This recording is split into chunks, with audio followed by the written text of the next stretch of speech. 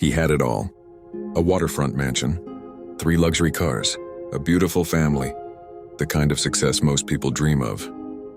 But every night when the world went quiet, James cried himself to sleep. No one would ever believe it. To everyone else, he was living the dream, the definition of success.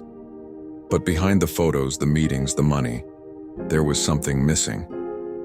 He built his empire brick by brick. Long nights, endless sacrifices. Every smile he wore in public hid the pressure he carried in private. What no one knew was that James was slowly breaking. He woke up each morning feeling emptier than the night before. He couldn't talk to his friends, they wouldn't understand.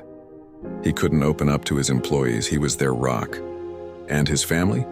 He didn't want them to see him fall apart. Statistically, 1 in 3 wealthy individuals struggle with isolation and depression. James was one of them. He thought success would buy him peace, instead it bought him silence.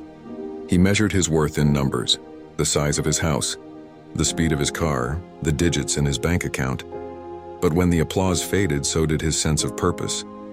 Every conversation felt shallow, every celebration forced.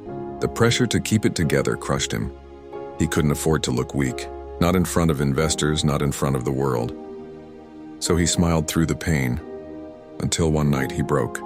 Sitting in the corner of his vast living room, surrounded by everything he once prayed for, James realized he felt completely alone. He called an old friend, and for the first time in years he said the words he'd buried deep inside, "I'm not okay." That conversation saved his life. It didn't solve everything, but it reminded him he wasn't alone. He started therapy. He began rebuilding not his business, but his heart. Slowly, he found meaning again, not in wealth, but in connection. James learned something powerful. Money can buy comfort, but it can't buy peace. It can fill your house, but it can't fill your heart.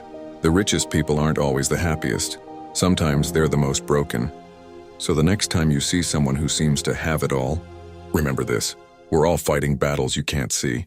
And sometimes the strongest thing a man can do is admit he's hurting. Because real strength isn't in the empire you build. It is in the courage to face your pain and the humility to heal.